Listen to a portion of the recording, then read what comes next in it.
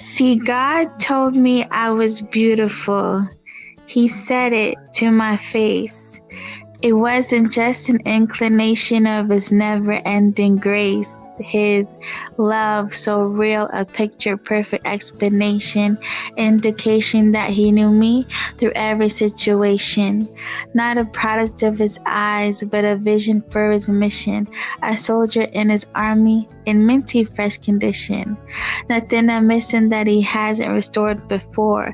My whole heart rests in Him for sure because He called me beautiful and actually meant it, gave meaning to a word that's already been demented by the people He invented.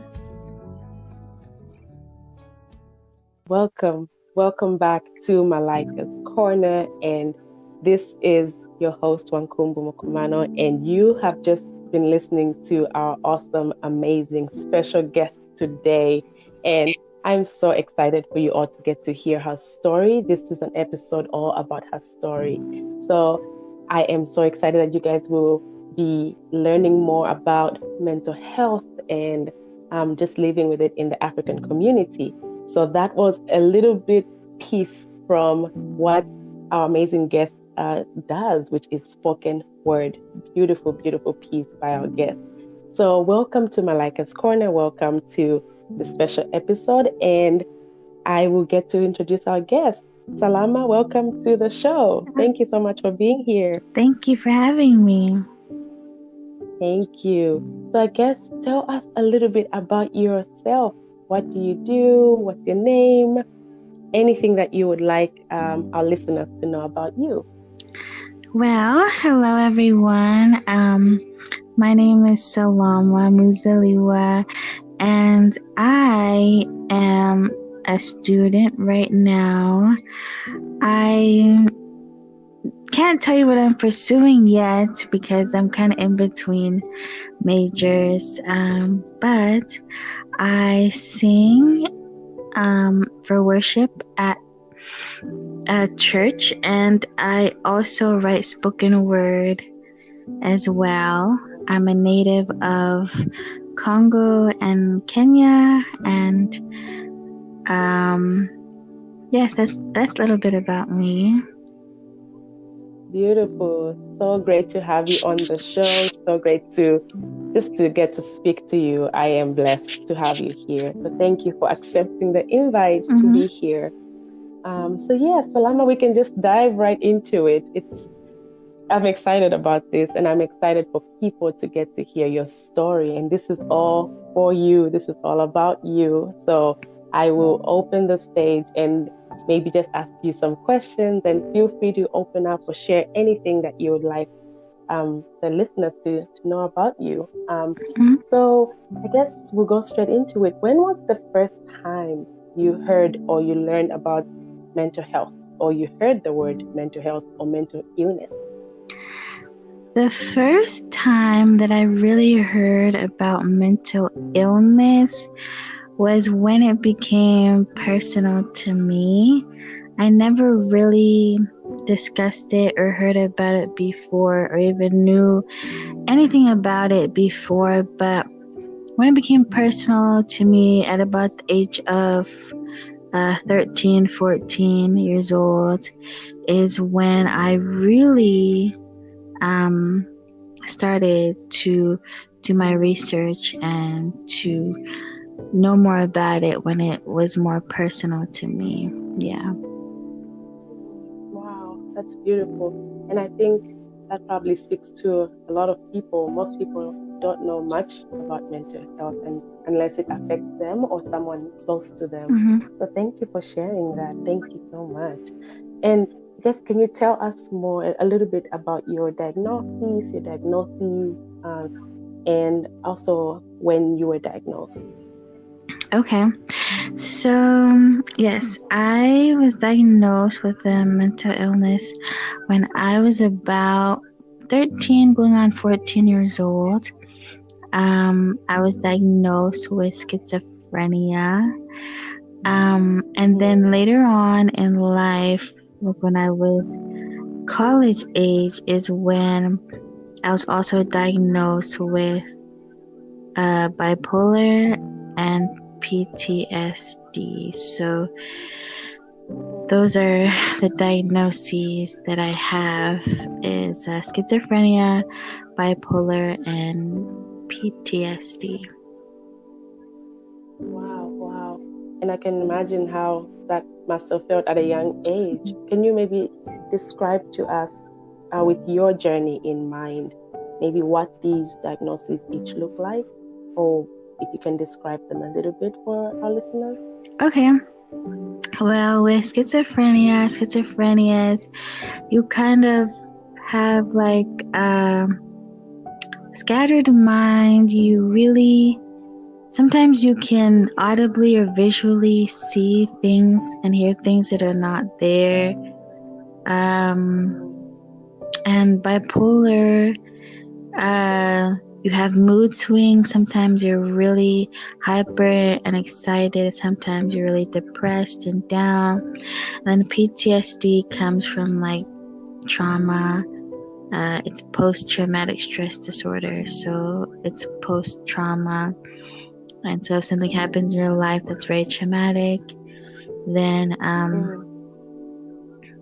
you can experience that in your life. So those are really what they are. And like for me, when I first got them, it was a little bit worse.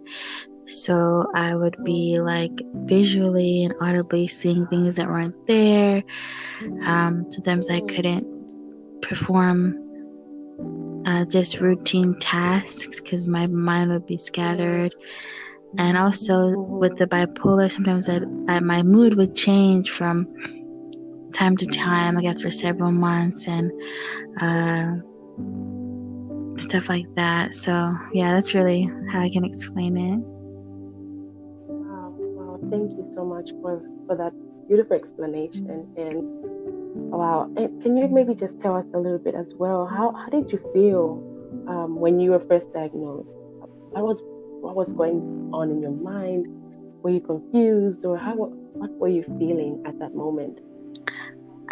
When I was a teenager and I was diagnosed, I was kind of confused. I didn't know what it was.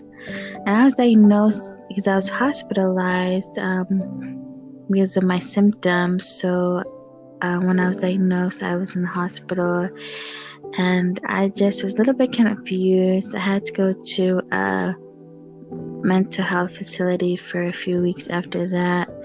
And so I kind of learned about really what it was. And I was just like kind of questioning why this happened to me and what was happening to me. Later on in life, when I got the other diagnoses, I kind of felt a little bit more clarity to it because, they kind of found out a little bit more that was wrong, which kind of explained some of my behavior. So it was just a questionable period because it's something that is not really talked about, especially in the African community. So I was very confused about it. But as time went on, I did my research, I learned more, and I was able to come to be a little bit more content with it. Yeah. Wow. Oh, thank you for that answer. And I can just imagine being at a young age and probably not even understanding what's going on, especially like you said in our African community where it's not really talked about or accepted if it's talked about, or maybe it's not understood. Maybe that's a good word.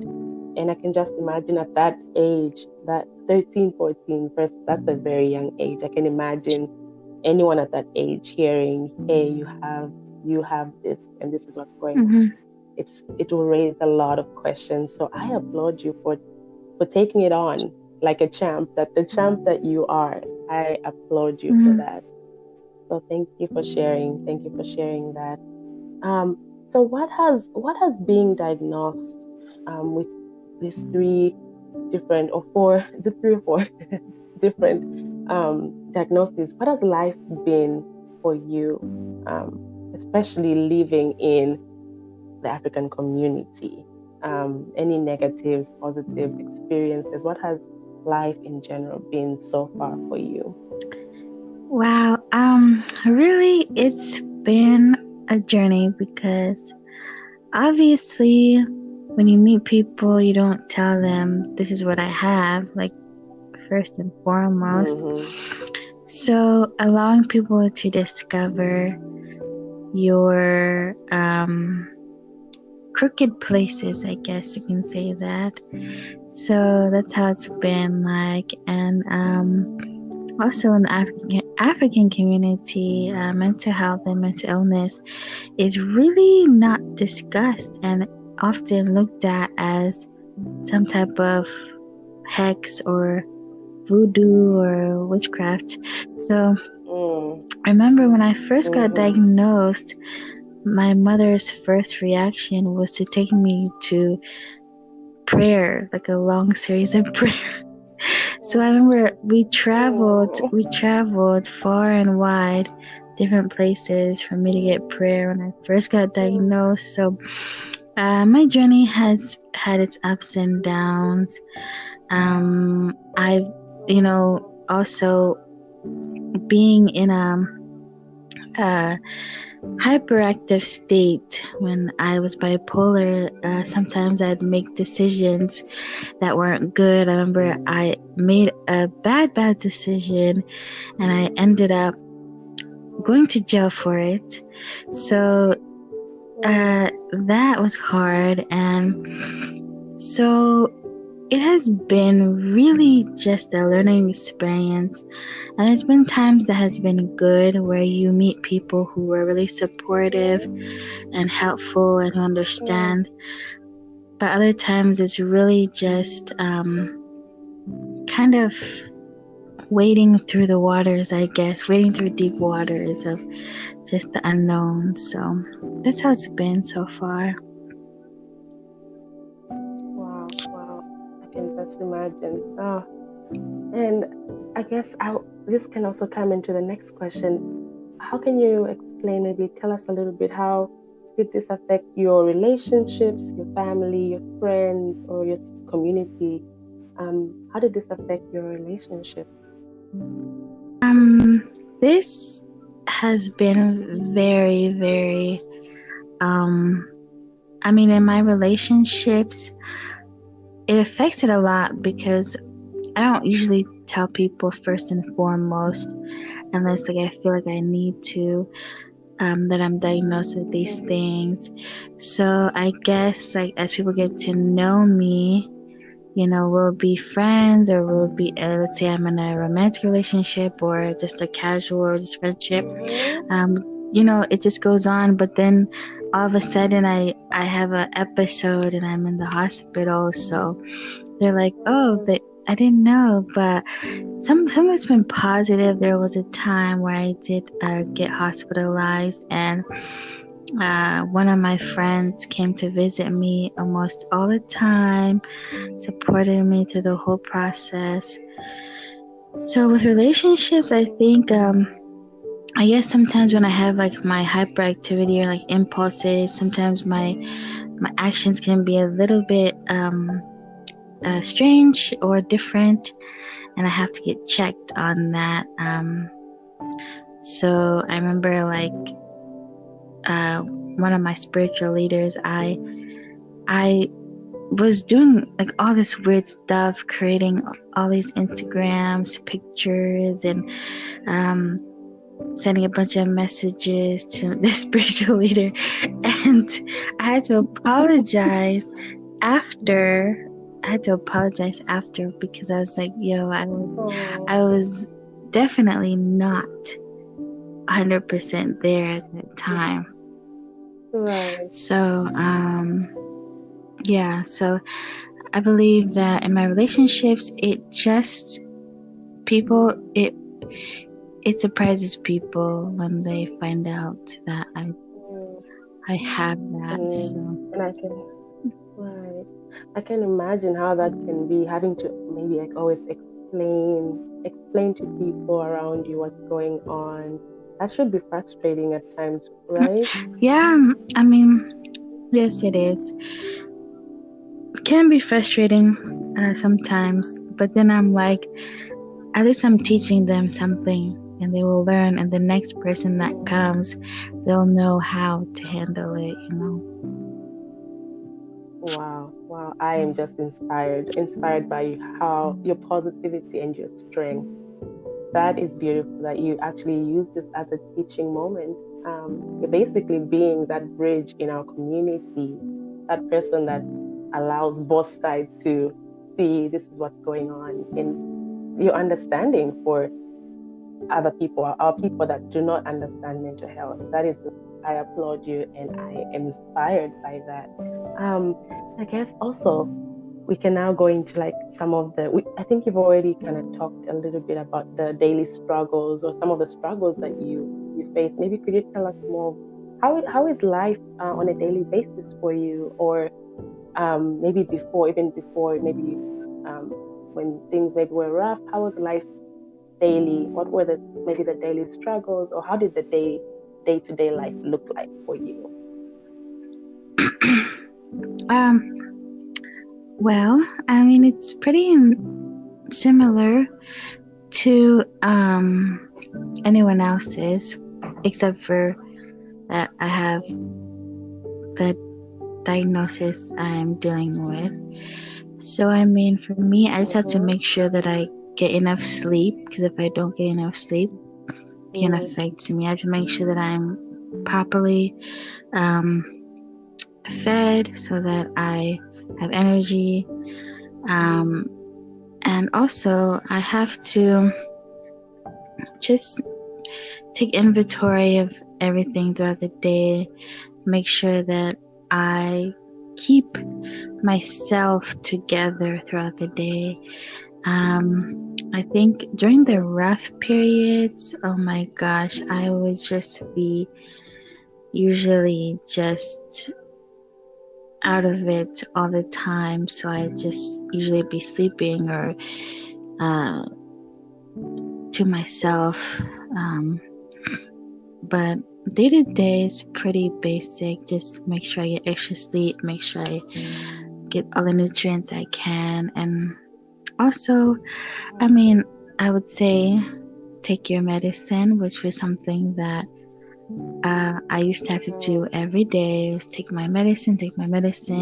Later on, I was taking a shot. So take your shot every month. But these days, I've kind of like just been not doing that. Just kind of doing like some holistic things. So yeah, so that's how it is day to day. Just really making sure that your body is taken care of so that your mind can function properly. Yes, to that. Thank you for sharing that as well. And I think let's also dive into that big stigma question, because I know that comes up a lot when we're trying to bring awareness or trying to break the barriers of stigma. What are based from your experience, what are some of the stigmas that you've experienced or that maybe still experience even today in our African community? Well, which I know there's probably a lot. Well, I think the automatic go-to when someone hears that I'm dealing with this is, who threw a curse on you? Oh my word.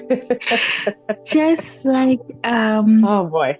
Often, people want to like pray for you. Who threw a curse on you? What's going on? Like and your answer. So that witchcraft statement. So that's what I get with a lot with the African community, and then also sometimes people don't even know what the diagnoses are. They never heard of them. They don't even know what they are. They don't even know what mental illness is. Right.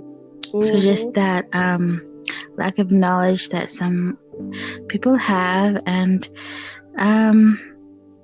people thinking that you're fragile, that you can't do anything, using that against you, and just, I think, just the lack of education on it is really a big thing. Yeah. So I'd say like those things, and when I tell people, they always want to know the whole story. How did this happen? What is this? So I feel like it's just it's been there for a long time, but people don't talk about it. So yeah. Right. I have heard that one a lot. That's one of the stigmas that when you talk to different people that are trying to bring awareness, they're like, the one I've heard is that one that you just mentioned. Who put a curse on you? Who did this to you? How did this happen? Those are the number one questions. And I am so, first of all, I want to just applaud you and commend you for realizing that it definitely is lack of education, lack of knowledge. That's all our people, our community, that's all we know is mental health is definitely something to do with a curse or with witchcraft, as most people say as well. And like you said, it's definitely that lack of knowledge or awareness. We've never really been exposed or educated on this topic. So that's just beautiful that you have this mindset to say, you know what, I don't blame them. It's because they don't know.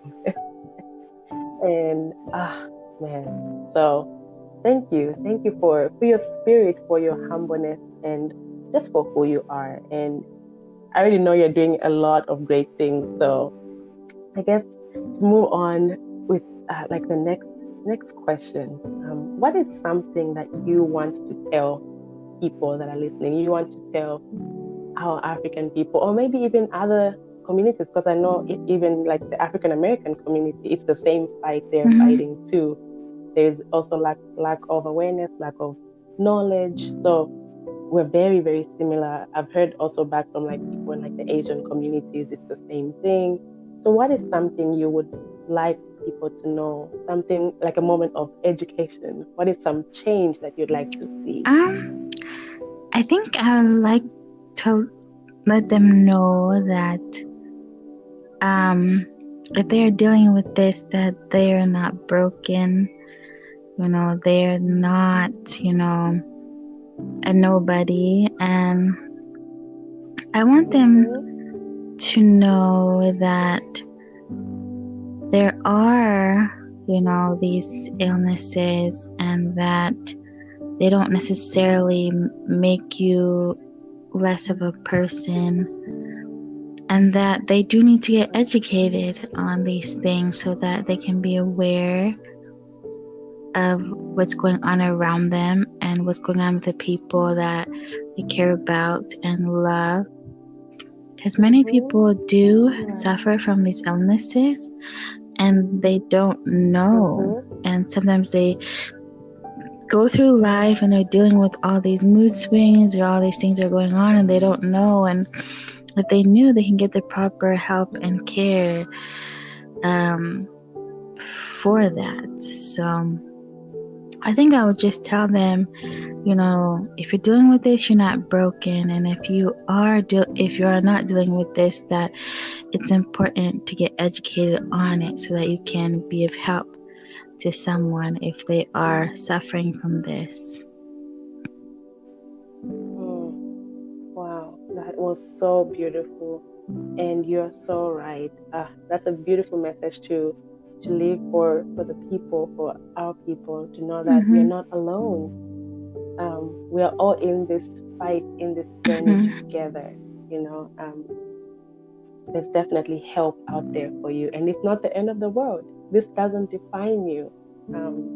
it can just be a challenge, but that's it. You can fight and beat the challenge. So thank you for that beautiful word, Salama. And this is like the last question of the day. What about Salama do you want people to know? Who is Salama? Well, I am a very free spirit, and I have grown up, knowing that there is a purpose for life and there is a purpose for everyone. So I guess about me is just that, I've been given another chance, to express myself, to live a better life, and that, I'm always here if anyone needs to talk or wants to know about mental health or spoken word or anything. I'm always a shoulder to lean on. So that's what I want them to know about me. Beautiful. Salama, thank you so much. And everything you said is all you. In 5 minutes of meeting you, I saw that within you. There's so much power, there's so much strength, talent. First of all, this young lady has amazing talent, so you all should check out her spoken word.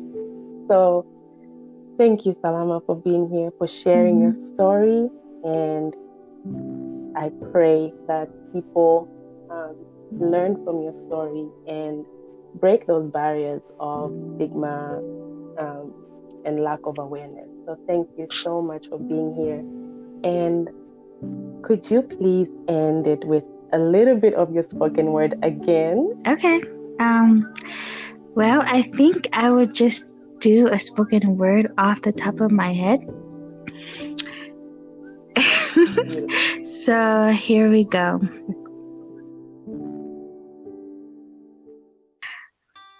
Let me be honest. Let me be open. If you think that I am broken because my mind is polarly skewed, then here is the news. I've been set free from many things, from a past that was hard and charred, like ashes falling on the ground. Nobody around really knew what I was going through. Those hospitalizations, last-minute vibrations in my mind when I could see things that were not there. Did anybody care? But let me tell you the truth, the real hard truth. I am not broken. I am a human being that has been open from within to give the world what I have. Is it a sin for me to be diagnosed with these mental illnesses? No, I know that I have a story to tell. And you may say, oh well, she has nothing to offer. But I'm telling you, I have become a princess from a pauper. For God has given me a mouth, and I will speak the truth about these things forever. I will speak. So don't be afraid to ask these questions. I am hoping that you have learned your lesson. I am telling you the truth. I am free.